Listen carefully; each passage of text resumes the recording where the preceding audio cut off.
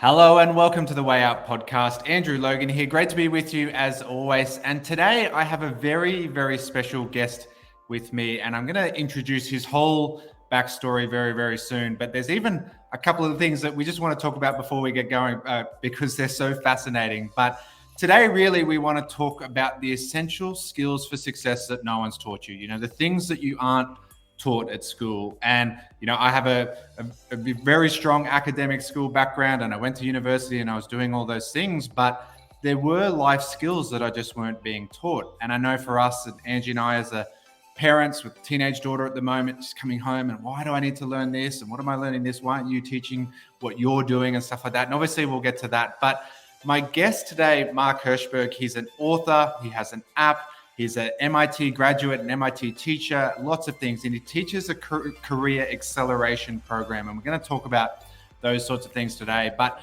as I bring him on, the first thing I want to talk about is he actually part of his life, so all the amazing things he's done.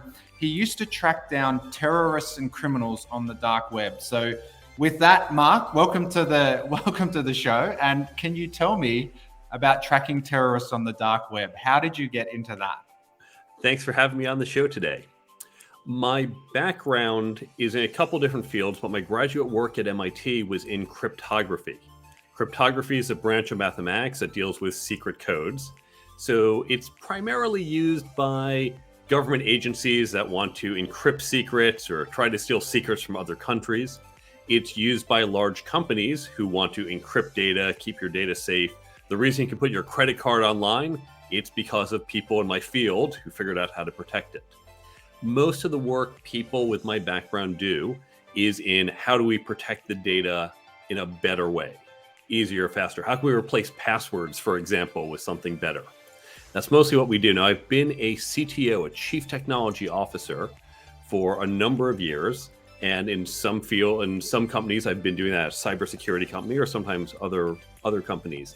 So at this one particular company, they needed someone who was a CTO, but had a background in cybersecurity, and it was to do intelligence gathering.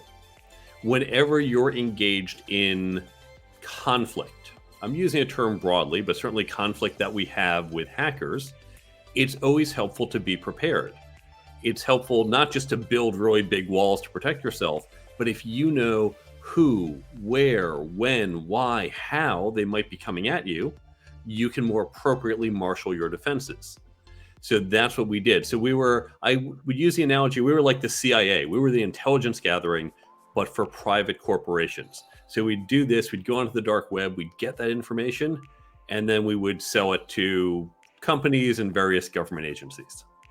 Oh, fantastic. Well, I was captain of the maths club in grade 6 or 7 or something like that. My wife still gives me a little bit of stick about that. So great to see other mathematics. Be proud of being that. Being very, very successful. But let's jumping into the interview, and I guess talking about the elephant in the room straight away. And when we have this conversation, obviously, say all this with the greatest of respect to college professors, school teachers, etc. My mother was a school teacher, and I even for 5 minutes in grade 10 or 11 thought I might become a school teacher. But we know that the kind of system is lacking some things, and a lot of the essential skills for success, I'm going to hit on 2 of them in particular in the interview. A lot of these essential skills aren't being taught in schools or colleges. And why is that? Like, why aren't we modernizing our education for the 21st century world? Yeah, great question. And there's 2 slightly different answers. Now, I'm going to talk mostly about the US. I know that educational system best, but obviously Australia, Europe, we've all followed very similar education models. When you look at high school is a relatively new invention, at least here in the United States. And it really began somewhere around 100, 150 years ago. Prior to that, most people grew up on farms, and you learned everything you needed to know just following your parents around. How to farm or how to keep the house. Once we industrialized, people were no longer working on the farms. They were going off to the cities, to the factories.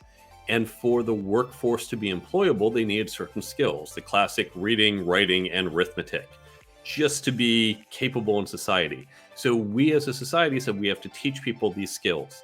And that's where high school came in. That was great. We'll teach you fundamentals. It started to expand over the years. I had to take a foreign language, and then of course we learned history and civics and other areas. But that was really all high school needed to do. Just needed to teach you enough to be capable in the workforce.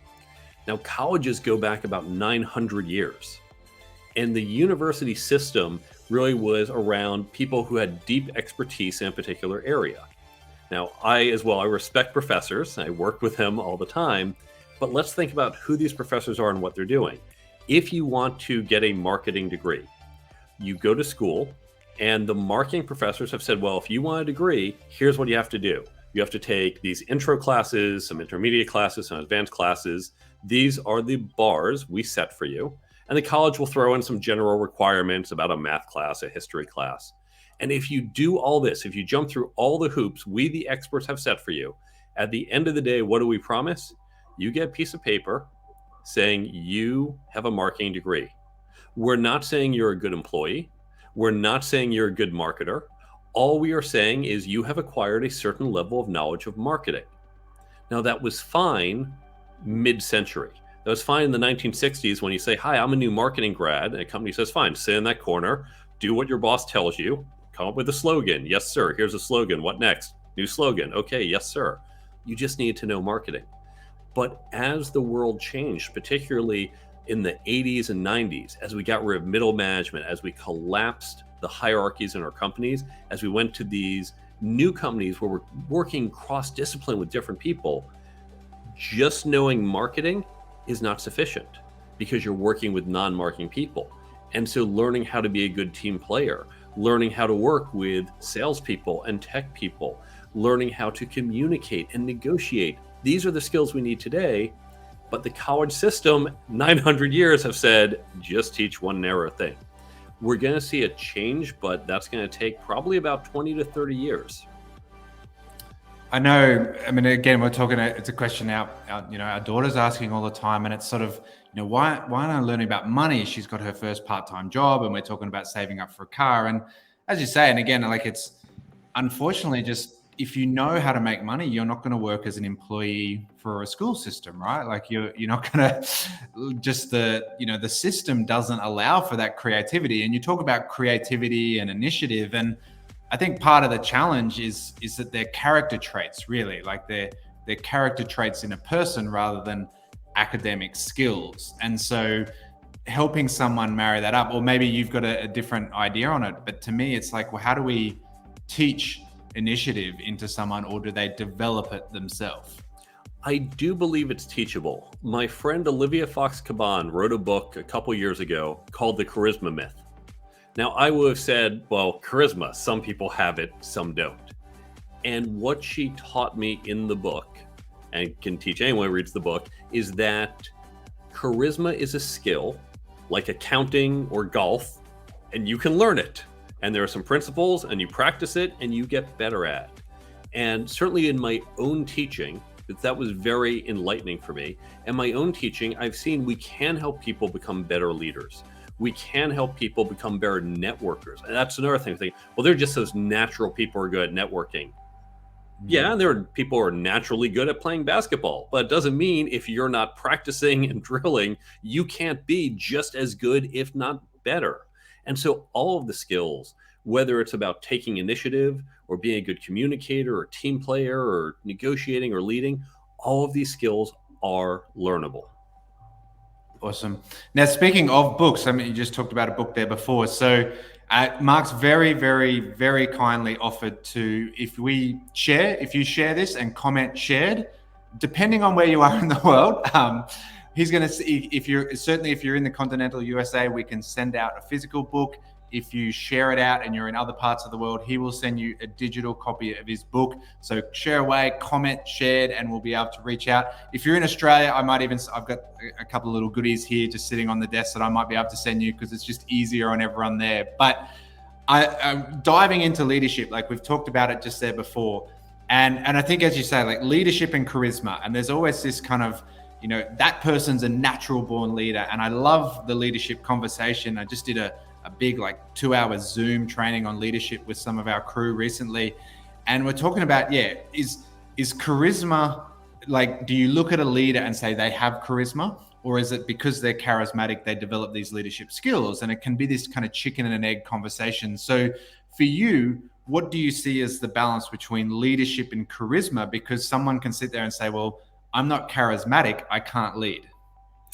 Great example. And when you talk about the chicken and the egg, and I believe it was a Malcolm Gladwell book where he talked about in sports, it turns out a lot of athletes tended to be born earlier in the year.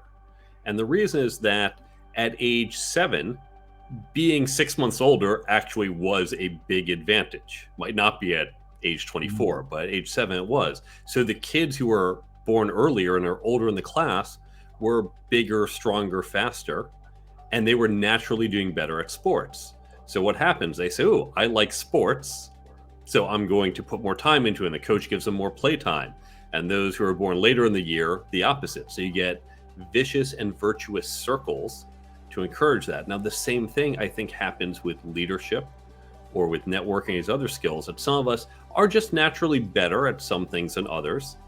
And because of that, we get this positive reinforcement and engage in it. But again, all of us can learn these skills. And now something very important is to recognize leadership. We talk about leadership as a single term, but really I think of leadership as made up of a lot of different skills. And here's an exercise you can do at home. You can, if you're listening to this in non-real time, feel free to pause as I ask this question. Think about the leaders you admire most. They could be real, they could be fictional, doesn't matter.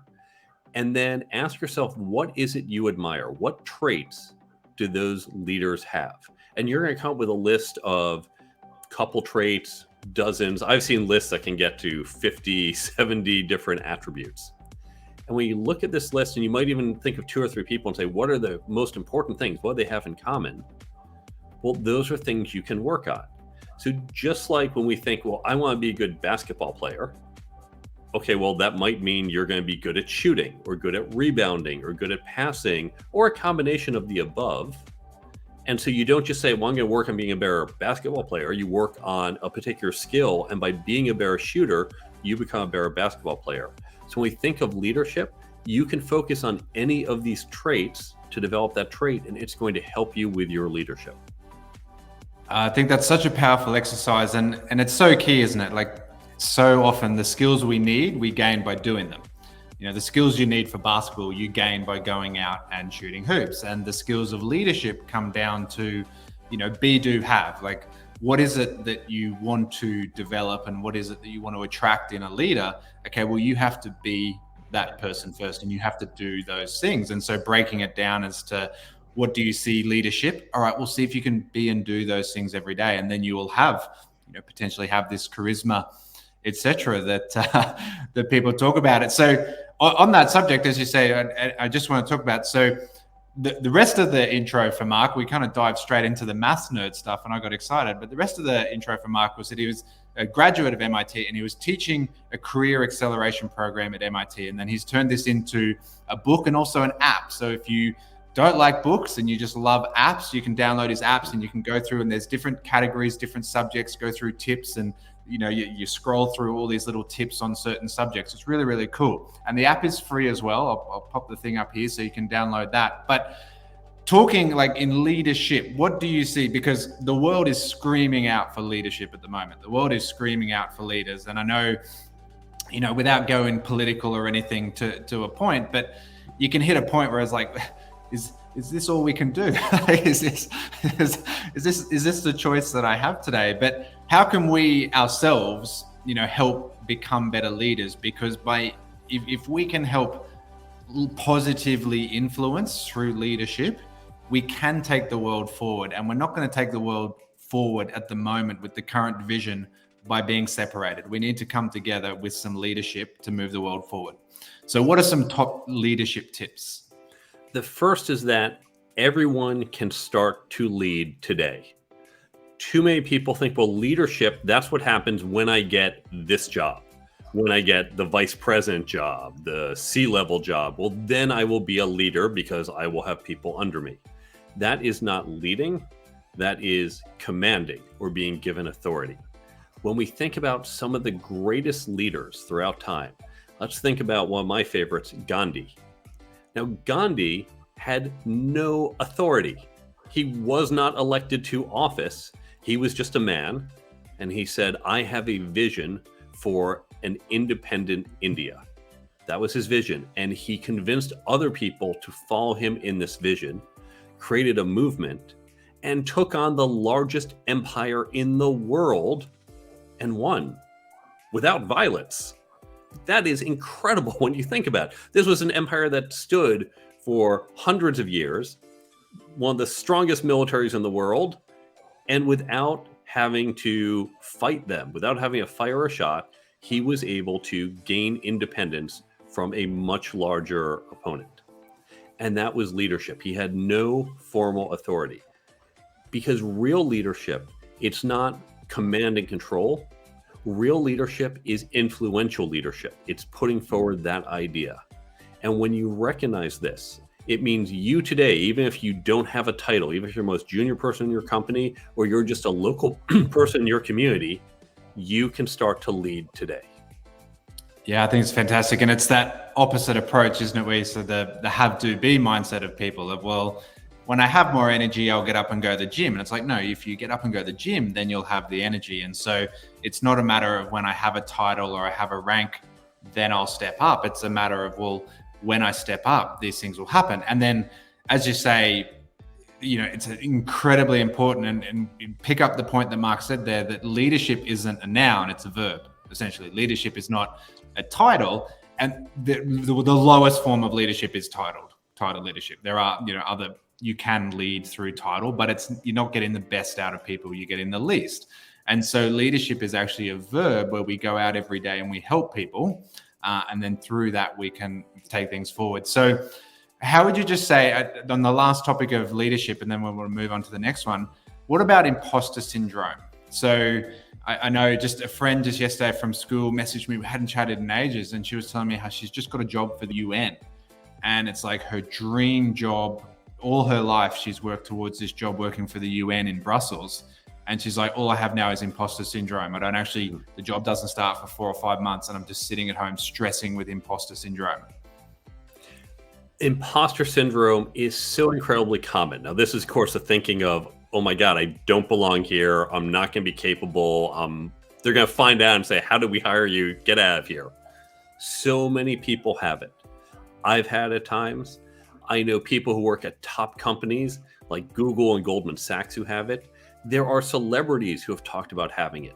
This is incredibly common. It is normal. That's actually a good thing. The only people who don't have any tinge of doubt are the narcissists, and we don't want to be them. So first recognize this is okay. This is acceptable. Don't worry if you have it. Now, what can you do with this imposter syndrome? You can use that. And we're going to talk about how you're going to use it. We're going to talk about techniques to help diffuse it. I used to have this early on. I used to think I'd go to conferences and say, oh, I'd love to speak at a conference, but what could I possibly say? Everything I know is kind of obvious. And then I'd go to the conference and I'd listen to talks and say, this is totally obvious. My God, I could give something more interesting than this. I can't believe they picked this person. A friend of mine got hired by these, I believe it's a PE firm, a private equity firm. And they're paying him lots of money. And eventually said, look, I feel bad taking your money because this is just so easy and obvious to me. Like, you're just, I'm really stealing your money here. And they responded by saying, the reason we're giving you so much money is because it's totally easy and obvious to you. That's why we want someone smart, capable. So if you have imposter syndrome, first recognize it's normal. Second, you can use some of that. A little bit of nervousness can be okay. Not a lot, but a little is what propels us to get better. So say, okay, what am I going to do? I'm going to figure out, what do I have to do in this job? What are the key skills? How am I going to get better? Your friend who has 4 months, that's 4 months of training. And I'm not saying every day, but you spend 30 minutes a day, maybe 30 minutes every other day, just preparing, learning, training, reading, listening to great podcasts like this. You will be in such better shape. Now, here's another great technique that I talk about in the Career Toolkit. There's a technique used at the U.S. Supreme Court. When the judges sit around to discuss a case, they always begin by having the most junior judge speak first and then go in order of seniority. The thinking is a new junior judge to the bench might be intimidated or swayed by the more senior judge, and that's not their job. They really want everyone to bring their opinions. I use this same technique in my meetings. Now, it's useful because as the boss, I don't just want to say, well, I think we should do this, and everyone says, oh, don't want to disagree with the boss. I want to get their opinions. So they know I always go last. I want everyone else's opinion on the table. But here's the great thing. If while they're giving their opinions, I have my thoughts about where we should go. If I realize my thought is not as good as one that's given to me, no reason to bring up my dumb idea. I'm just going to keep my mouth shut and go, you have plenty of time to adjust, right? Sarah, exactly. Sarah's got the right idea here. Okay, no problem. I didn't say anything stupid there. So feel free when you have imposter syndrome to listen and take in and ask for opinions and solicit it and go later, right? Say, well, I just want to get other opinions first. And that's going to maybe dissuade you from any dumb ideas. And look, it's fine to give a dumb idea. I still give plenty of dumb ideas, but that's going to make you less nervous because you're going to realize I'm going to filter some of those dumb ideas anytime there's a better idea in the room. And if there's not, well, then guess what? Your idea is the best in the room. Good thing you're there to give it. Yeah. I think it's the thing I really like to roll into the next conversation, obviously, a bit is that having that bit of imposter syndrome makes you relatable as well. We all have this kind of, we all have a unique thing that is actually an incredible trait of ours. And the trials that we've gone through have turned into the triumphs, and the setbacks that we have turned into our comeback. And we all have that one thing that can make us so relatable to everyone else. And so it's so important that we just embrace that and embrace the challenges, embrace the setbacks, because it's also what makes us imperfectly perfect and what makes us relatable to people, which then leads us to one of the other big things in the career toolkit, and one of the other big essential skills is networking. And obviously, I love to work with people in the networking industry. Whatever entrepreneurial pursuit you have, whatever investment goal you have, or even if it's a pure workplace thing. I know in your app you've even got talking about preparing for job interviews and stuff like that. But the ability to network, your network is your net worth. Like if you want to invest and be successful investing, you want to network with successful investors because they're going to know where the good investments are. If you want to have a good business, you want to network with other people who are good at business so that they can help you. So like charisma and leadership, how do we build our networking skills? For a lot of people, they get tripped up because we have this image of networking of that master networker. I'm putting that in quotes because I don't think these people are. They walk into a conference room, or you're at some event, you're at a conference, they walk into the room, and in 30 minutes, they come back and they've got a dozen cards. Like, oh, wow, like so many cards. You're so good that you met so many people. But here's the thing, I've met those people. And they walk up and they say, hey, Andrew, nice to meet you. My name is Mark. You have a card? Here's my card. Okay, great. Next. Hey, Sarah, nice to meet you. My name is Mark. What's your name? Okay, here's my card. Got your card? Okay, great. Next. It's like a drive-by. You have name and contact information, but you don't know the person. You haven't built a relationship with the person. That's not what networking is about. Networking is first and foremost about building relationships. Everyone knows how to build a relationship. You have them with your family, you have them with friends, you have them with coworkers. And especially for introverts who think, I don't want to go into this giant room and talk to a bunch of people. You don't have to. You're building relationships. You can build them in that giant room. You can meet 4 people at a time, or you can meet 4 people back to back. You can also meet one person at a time. You can just meet one person and then follow up one-on-one and build that relationship. But here's the key thing. Relationships take time. When you think about the people they didn't happen overnight. And so after you get the card, that's great that you got the card, but you have to build the relationship. Think about with dating apps. You would never say, oh, look, this person just swiped right on me, so she's my significant other now. Look, we both swiped right, practically getting married, right? No, that's crazy. You say, oh, we both swiped right. Okay, now we can start dating and building that relationship. But too many people think, oh, we got the business card, or we added each other on LinkedIn. That's not networking. Now you have to do the relationship building piece of it. And so that's the mentality to have. Focus on building relationships. I was going to ask you about introverts because, I'm an introvert and my wife is a screaming extrovert. And so, she drags me along to parties and I'm never 100% happy there, but you kind of did answer that one. But I think, the really important, and again, the really important underlying thing that at least I was picking up and I want to emphasize is that it's always about the process, not the result.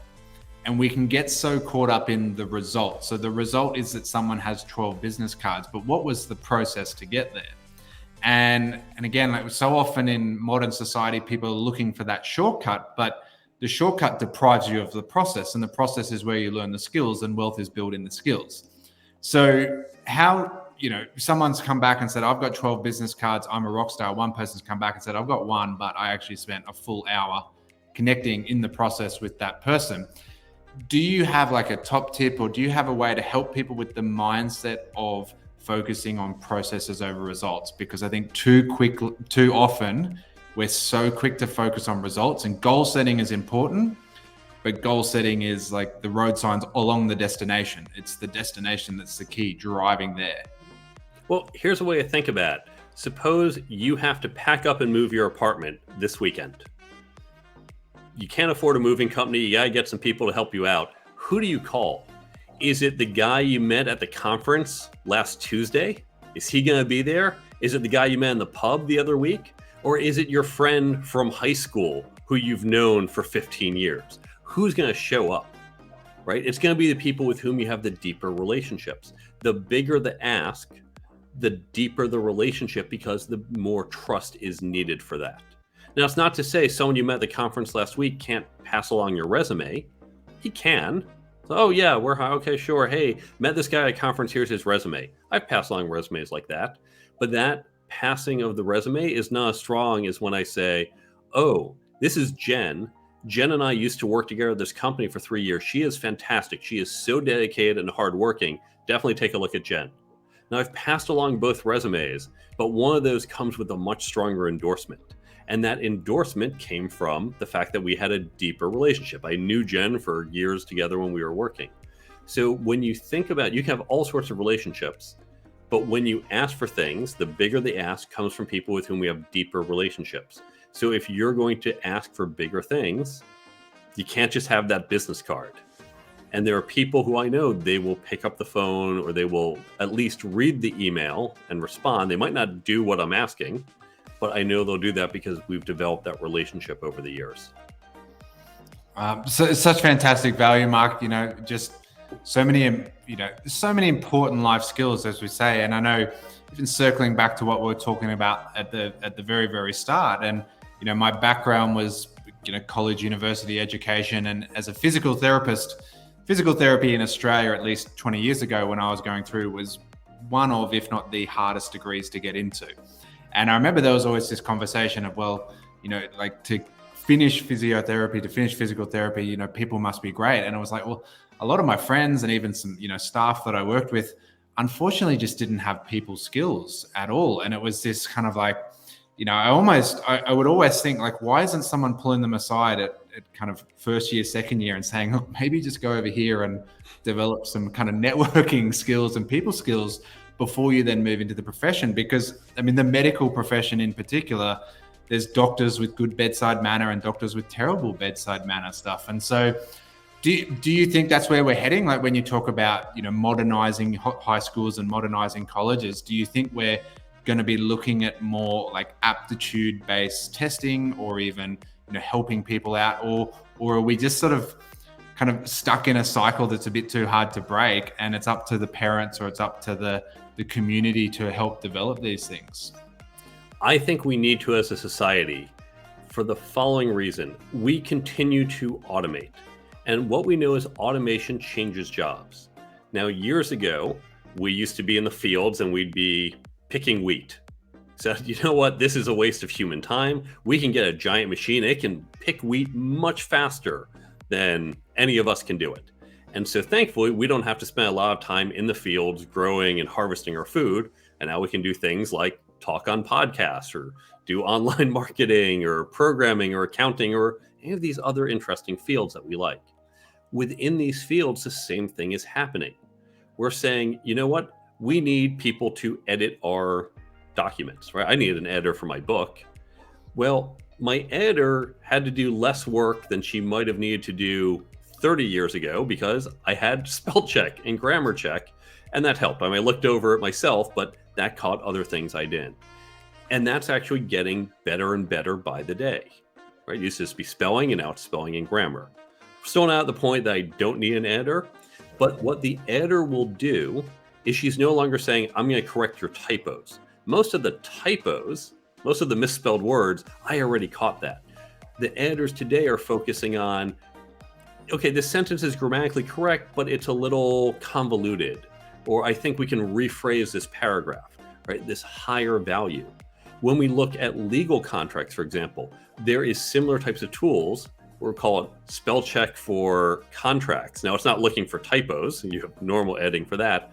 But it's things like if we do a contract and I say, okay, I'm going to pay you $10,000, it's going to flag, wait a second, Mark, you're in the US and hey, you're in Australia. So you said dollars. I'm going to flag this. Did you mean US dollars or Australian dollars?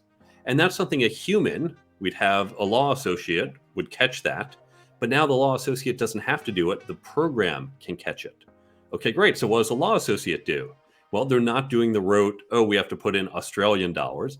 They're going to focus on something else, hopefully higher value.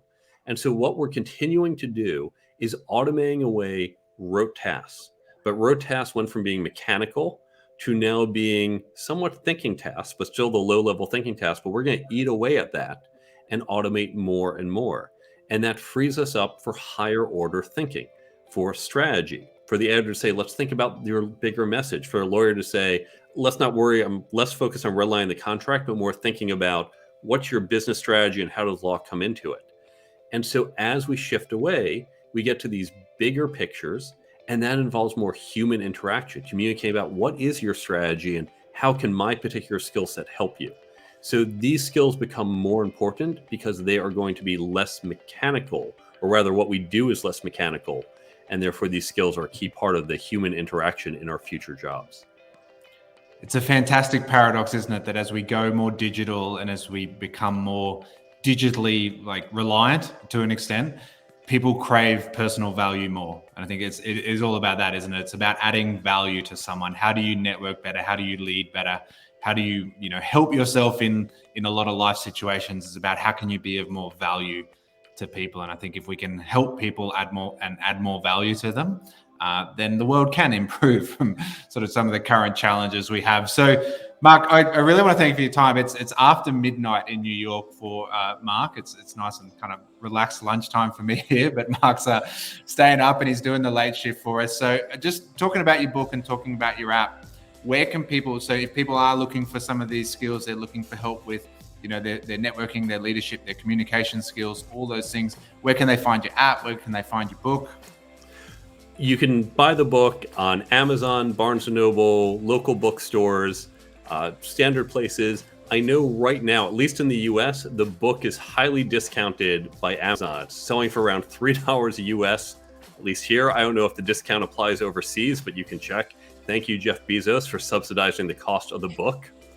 You can go to my website, which you have up there, thecareertoolkitbook.com. And there, of course, you can see links where to buy it. You can learn more about the book. Get in touch with me or follow me on social media.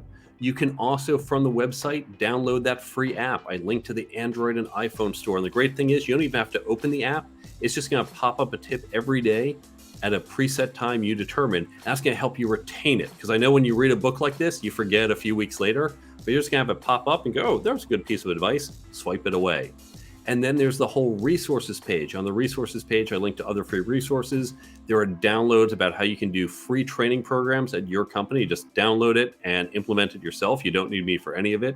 I link to other great books that I referenced in mine. So all of this can be found on the website, thecareertoolkitbook.com.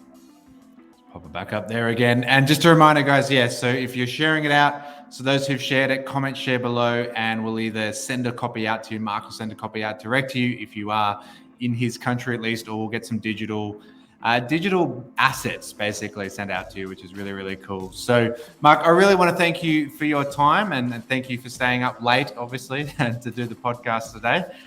Guys, and again, just remember, whatever your pursuit, whatever the goal is, and I love to talk about financial freedom. All of those things will come down to, at the end of the day, adding value to the world. No one ever got financial freedom.